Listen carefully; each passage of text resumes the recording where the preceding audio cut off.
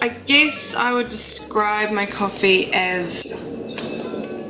Oh, I might just wait for that plane. Yeah, tell me about it. My coffee? It sounds weird. No, Is it? Okay. Yeah, that's good. Basically, my coffee is... It's good. I want people to know that it's good quality specialty coffee that tastes great, that has, you know, all the characteristics and interesting notes that other specialty coffee would have, but without being overpowering and without costing. It is a good introduction to specialty in that it's, as Celeste said, it was important for me to find a coffee that wasn't too specific in any way.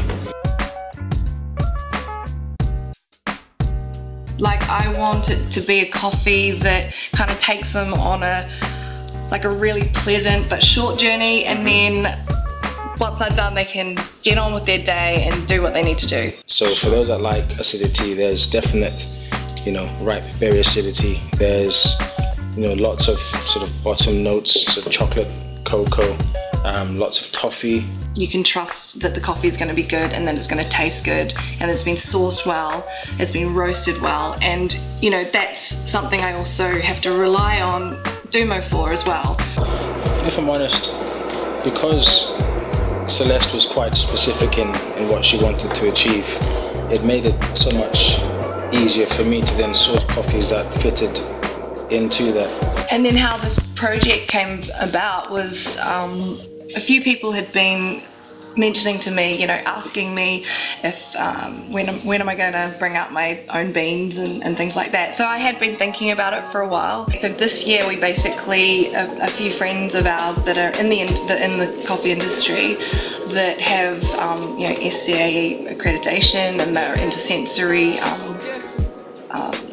development. Yeah, we decided to kind of organise weekly sort of sensory, I don't know, classes for ourselves, basically, experiments. Yeah, and then we just developed a friendship from there.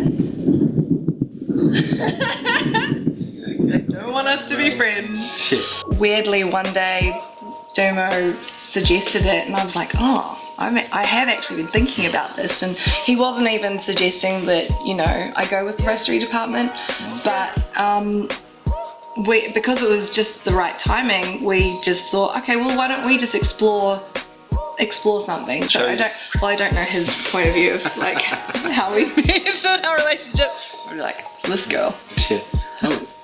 For us, as the Roastery, even for myself, I think it's important that things are organic. And it's, I think, working with people who are like-minded with the same goal, ultimately just to push out awesome coffee.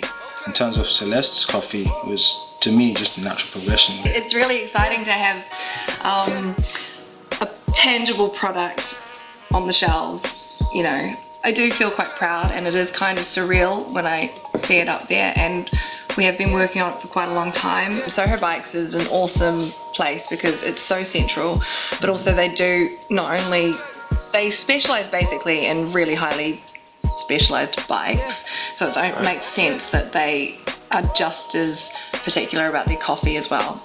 They're also open to trying new things, so it's been a really great testing ground. The process was really interesting because I came up with what I wanted from a coffee as a barista and also as a home coffee maker, and gave Dumo sort of a brief, and he's able to guide me on, you know, what coffees I'm able to use. He's able to source amazing coffees.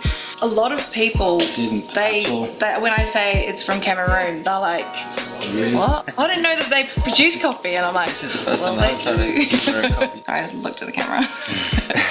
Mentang is a farm in the Boyo Hills in Cameroon. It's really exclusive. Yeah, and that's you know, it's the only one in the 120 UK. kilos.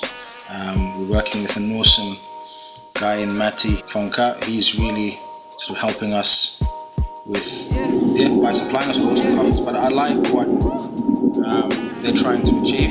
I'm always open to collaborations. I'm also, you know, I'm working on a blog, and I've just recently been sort of doing more vlogs and videos, and I want to produce some more shows. But it always has a coffee element to it.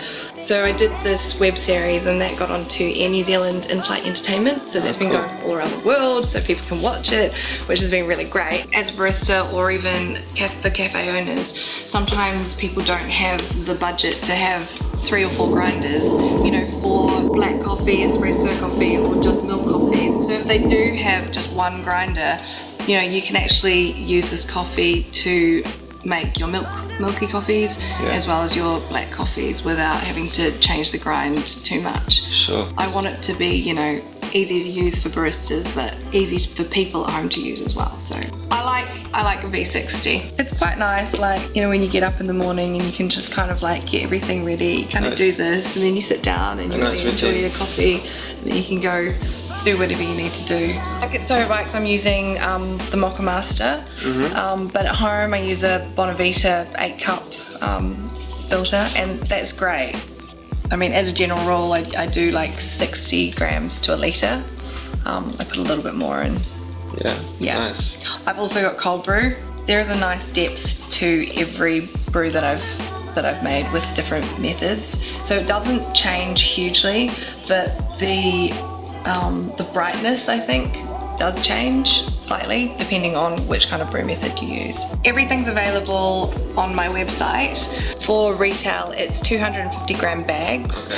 The price is about $7.50 a bag, which is really reasonable, especially given the quality of the coffee and the exclusivity. We offer 1 kilo bags for wholesale for cafes. What's your website? It's thegirlinthecafe.co.uk.